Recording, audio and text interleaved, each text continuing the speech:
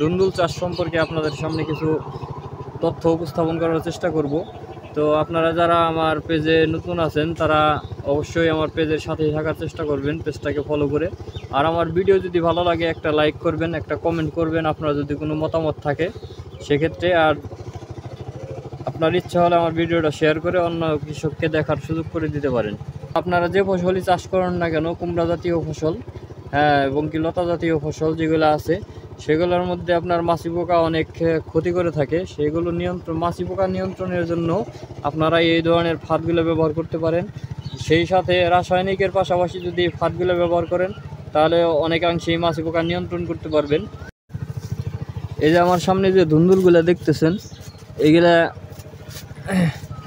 এটা supreme seed কোম্পানির Galaxy জাতের ধুন্দুলের সাইজটা অনেক সুন্দর এবং কি কালারটা একটু সাদাটে হলেও বাজারে চাহিদা ভালো আছে।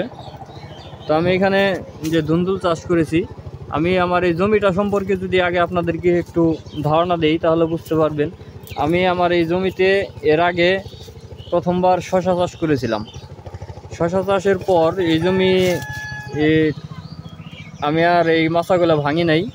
মাচা না ভেঙে আমি এখানে আবার এই শশার জমিতেই করলা চাষ করেছিলাম।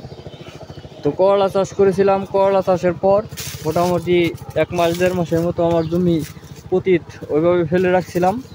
তো জমি পতিত ফেলে রাখার পরে আমি এখানে আবার ধুন্দুল চাষ করেছি। তবে ধুন্দুল চাষ করার আগে আমি যে কাজটা করেছি, আমার যে মালচিং আছে এই মালচিং আমি তুলে ফেলেছিলাম।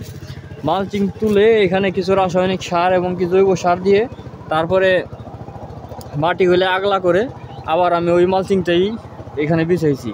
আমার এই মালচিংটা কিন্তু আমার এই ধুন্দুল দিয়ে 3টা ফসল চাষ চলে। আমি এর আগে 2টা ফসল খুব ভালোভাবে নিয়ে ফেলেছি এবং কি যে এটা আমার 3 নম্বর ফসল। এই 3 নম্বর ফসল চলতেছে আমার ধুন্দুল।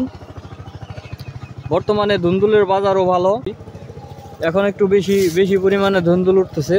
সামনে এই ধুন্দুলের পরিমাণটা আরও বাড়বে। এই যে আপনারা দেখতেছেন কি পরিমাণ ধুন্দুল আমার জমিতে আসছে।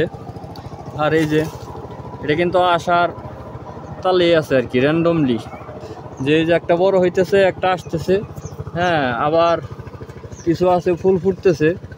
এই যে দেখুন সব জায়গায় কিন্তু প্রচুর পরিমাণে ধুন্দুল আছে।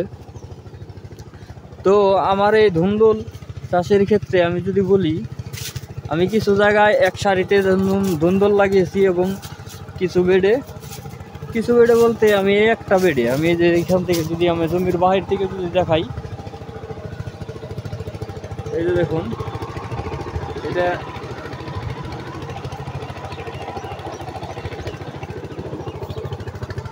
গাছের চেহারাও মাশাআল্লাহ খুব ভালো আছে।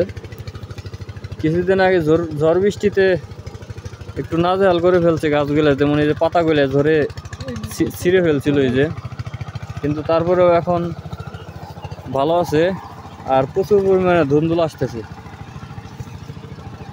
ওই আপনারা দেখতেই পারতেছেন। তো আরেকটা বিষয় যে ধুন্দুল গাছটা কিন্তু লতানো গাছের মধ্যে অনেক বেশি পায়। সে বেশি পাওয়ার ক্ষেত্রে আপনি ধুন্দুল যদি, আমি কিন্তু ধুন্দুল চাষের ক্ষেত্রে এই যে পদ্ধতিটা অবলম্বন করেছি সেইটা হলো, এই যে আমি যে শশা চাষ করেছিলাম সেই শশা চাষের একটা ছিদ্র বাদে আমি যে ধুন্দুলের চারা দিয়েছি। এই যে এখানে শশা, এই যে মাঝে একটা ছিদ্র বাদ, তারপরে ছিদ্রে আবার চারা, আবার মাঝে এক ছিদ্র বাদ, তারপরে ছিদ্রে চারা, আবার এক ছিদ্র বাদ, তারপরে ছিদ্রে চারা। এভাবে আমি চারাগুলো রোপণ করেছি, একটু বেশি ঘন করে লাগিয়েছি। আর এই ঘন করে লাগানোর কারণ, আপনার গাছে কিন্তু প্রথমেই আপনার এই যে মাচাটা আছে সে মাচাটা কিন্তু ছেয়ে যাবে না। আর প্রথমে যদি আপনার মাচাটা ছেয়ে না যায় সেক্ষেত্রে আপনি মাচাটা ফাঁকা রেখে লাভ নাই। আমি ঘন করে লাগিয়েছি। এই যে দেখুন আমার গাছে কিন্তু প্রচুর পরিমাণে ধুন্দুল আসছে। ঘন করে লাগিয়েছি যে গাছ প্রায় মাচা ছেয়ে ফেলার জন্য।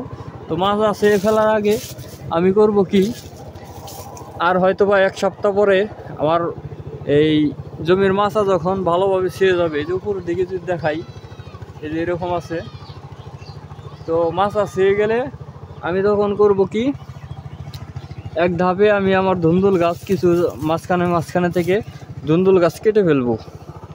ধুন্দুল গাছ কেটে ফেললে যে গাছগুলো আমার থাকবে জমিতে সেই গাছগুলো কিন্তু নিজেদেরকে মেলে ধরার জন্য পর্যাপ্ত পরিমাণ জায়গা আবার পেয়ে যাবে। তো জায়গা পেয়ে যাবে, তারা যখন আবার মেলে আমার মাচা পরিপূর্ণ করে ফেলবে, তখন দ্বিতীয় ধাপে আমি আবার কিছু এই গাছ কেটে দেব। এইভাবে পর্যায়ক্রমে 2বার থেকে 3বার আমি গাছ কেটে দেব। এই জন্য অনেক ঘন করে লাগানো হয়েছে। আর ঘন করে লাগানোর যে ফল সেটা তো আপনারা দেখতেছেনই। এটা কিন্তু আপনারাও এই পদ্ধতিটা অবলম্বন করতে পারেন, সেক্ষেত্রে আপনারা ধুন্দুল বেশি পরিমাণে ধুন্দুল পাবেন। তো এরকম কৃষি বিষয়ক নানান তথ্য ভিডিও সবসময় আমি আপনাদের সামনে উপস্থাপন করার চেষ্টা করি। আপনারা আমার ভিডিওগুলো যদি ভালো লাগে শেয়ার করে আমাকে উৎসাহিত করবেন, যাতে করে আমি আরও নতুন নতুন ভিডিও আপনাদের সামনে উপস্থাপন করতে পারি। সকালে ভালো থাকুন, সুস্থ থাকুন, বুঝে শুনে কৃষিকাজ করুন, ভালো থাকুন।